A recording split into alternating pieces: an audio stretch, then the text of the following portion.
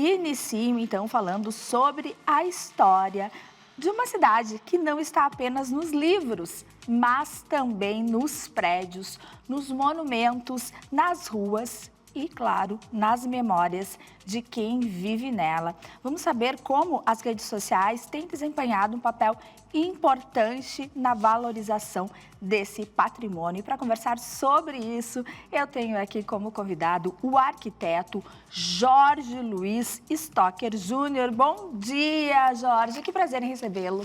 Bom dia, Andréia. Um prazer é meu de estar aqui nesse programa. Muito bom recebê-los para falarmos de algo tão importante que é a valorização das nossas cidades, do nosso patrimônio e, consequentemente, da nossa memória, porque sem história a gente não tem memória, não é mesmo, Jorge?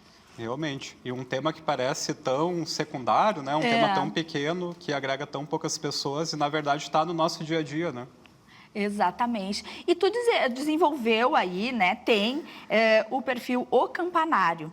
Como que o Campanário ele contribui para isso também, Jorge? Então, o Campanário foi um desses filhotes da pandemia, né? Aquele momento em que todos nós estávamos no isolamento social e precisamos, naquele momento, repensar nossas formas de atuar e também de nos comunicar, né? A gente tem essa necessidade de falar sobre as coisas que a gente trabalha. E eu sempre trabalhei com patrimônio cultural e naquele momento da pandemia eu estava me sentindo muito isolado.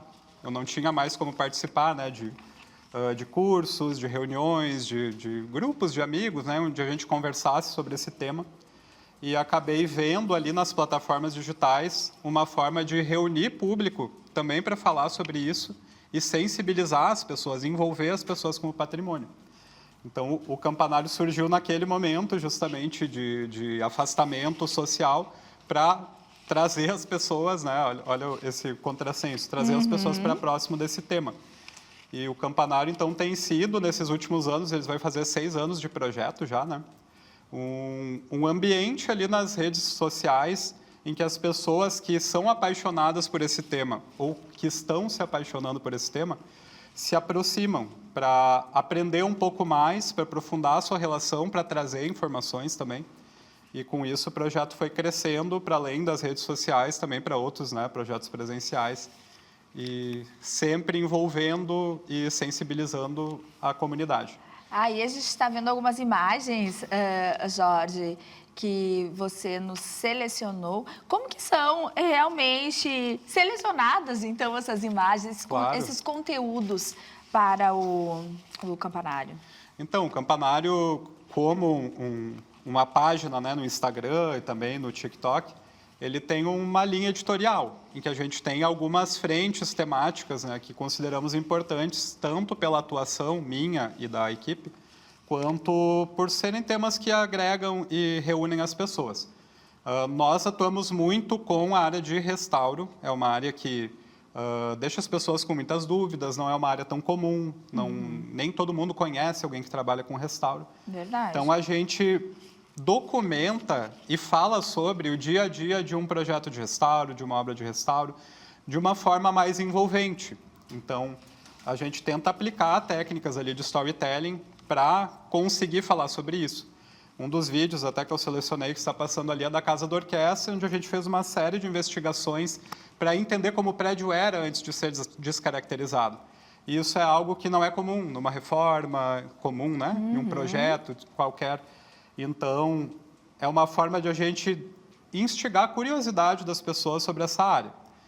Nós também trabalhamos muito com a história mesmo dos monumentos, do patrimônio cultural gaúcho. Então, em vários municípios do Rio Grande do Sul, de todas as regiões do Rio Grande do Sul, nós tentamos pegar casos interessantes em que aquela edificação, né, aquele prédio, pelo seu estilo, sua forma de construir, ou por algo que tenha acontecido nele, pode propiciar assim, um grande envolvimento, pode ser representativo enfim, de alguma parte, né, da história do Brasil. E com isso a gente atinge um público que é até mais externo do que gaúcho, né? A gente tem hoje uma maioria de público de outros lugares. A gente não fala só do Rio Grande do Sul. E que perfil que tem esse público, Jorge? Esse público ele está cada vez mais diverso. Quando o projeto começou, ele tinha um público muito acadêmico, né? Pessoas da área da arquitetura, história, conservação e restauro e pós-graduações. O conteúdo era um pouco mais acadêmico também. com o tempo, a gente foi aproximando outros públicos, até pela linguagem mais fácil, pela forma de construir uma narrativa mais envolvente. Então, hoje a gente tem comunidades das cidades onde a gente atua, acabam se envolvendo com o projeto. Então, bom, fizemos um projeto de restauro lá em Marau, e fizemos uma série de vídeos nas capelas de Marau, a comunidade de Marau começou a acompanhar o projeto, e com isso as pessoas acompanham também as outras, né, os outros conteúdos, porque uma questão que eu sempre coloco, assim, é que a gente não ensina sobre os imóveis que a gente está abordando, a gente ensina com os imóveis. Então, é um conhecimento que é útil para todos. Para todo mundo. A gente não vai falar da especificidade sem contextualizar, a gente fala do que aquele objeto tem que nos ensina para a vida, ou sobre a arquitetura, sobre a história como um todo, né? Então, esse conteúdo acaba sendo interessante para pessoas de qualquer lugar, porque a gente ensina a partir, né, do objeto. E tem muitos interessados em trabalhar nessa área, porque a gente sabe que é uma área ainda que gera muita curiosidade, que ela não é tão vista, né? Ela é uma área ainda a ser explorada. Com certeza. Tem muita gente apaixonada por patrimônio, se a gente vê pela repercussão que os vídeos têm, né? A gente tem um engajamento super alto na página, e só que não é parte do dia a dia das pessoas esse trabalho com patrimônio. Ele ainda é um segmento pequeno, né? Dentro da arquitetura, da história, da conservação e restauro, da arqueologia. Então, um dos temas que as pessoas mais buscam e mais discutem conosco na página é sobre trabalhar com patrimônio, esse desafio, né? Como que eu me formo, como que eu me capacito, como que eu consigo clientes, consigo trabalhos nessa área. E como a gente trabalha com isso e a gente documenta esse dia a dia, a gente acaba também ficando como uma referência disso, né? Porque tem uma série de profissionais que trabalham nessas áreas, mas geralmente eles não atuam com produção de conteúdo.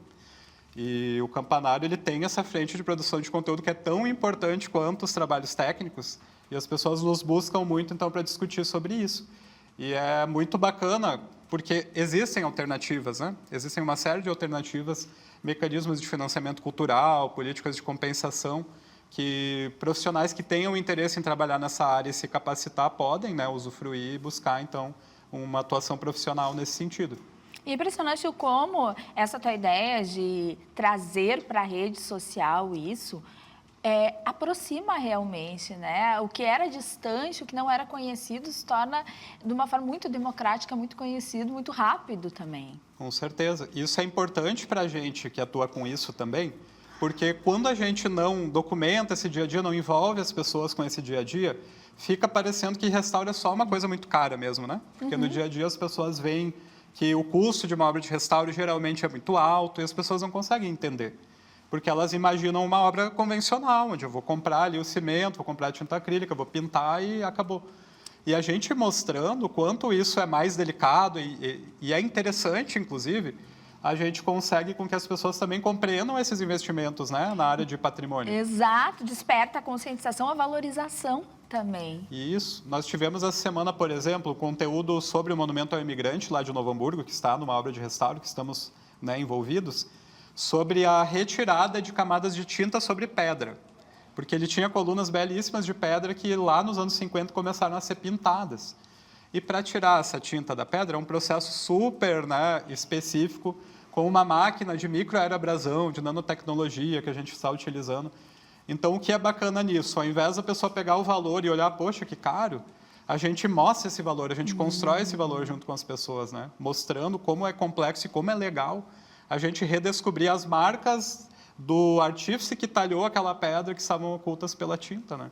Que maravilha! E de que forma, Jorge, as pessoas, elas podem, a população, de uma forma geral, elas podem contribuir com isso, com essa memória, com essa valorização, com a conscientização, com a preservação dos patrimônios?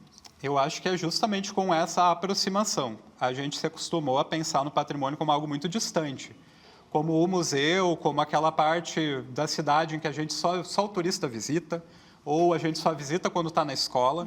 E o patrimônio está no nosso dia a dia, as nossas memórias na nossa cidade, na praça que a gente ia quando era criança, na nossa escola da infância.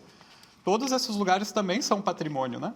E a gente entender que o patrimônio faz parte do nosso dia a dia, da nossa cidade, da cara que a nossa cidade tem, do que a nossa cidade conta para quem mora e para quem visita, Acho que é a parte mais importante. Então, o campanário também é esse convite para a pessoa se envolver como uma protagonista da sua própria cidade, né?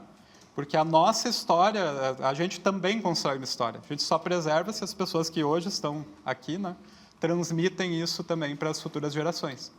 Sem dúvida. E também é uma forma da gente mudar a cultura, né? Que a gente ainda está engatinhando nesse sentido, principalmente no nosso país, é claro, da valorização mesmo, desse entendimento da preservação, porque a gente ainda tem uma ideia do que é passado é velho.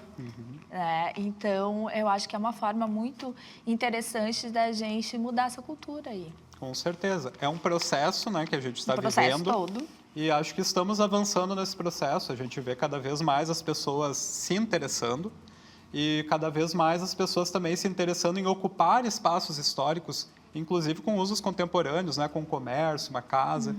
Então, isso tem acontecido mais e vai acontecer cada vez mais a partir Acho que é um do momento. movimento mesmo que já vem acontecendo, né? Com certeza. Até a valorização do que já é mais antigo, nas próprias decorações a gente já vê isso.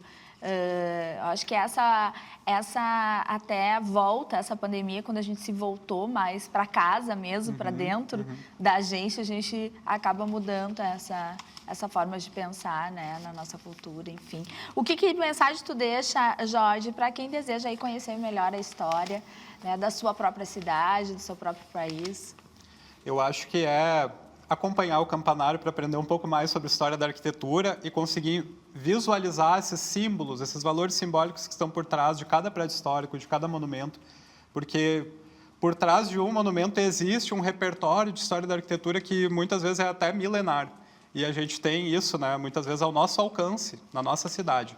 Então, buscar treinar o olhar para, a partir dessa nova lente, encarar esse lugar do dia a dia, que é a cidade, e começar a perceber a riqueza com a qual a gente está cercado, né? A gente está cercado de riquezas arquitetônicas, patrimoniais, e somos todos parte disso.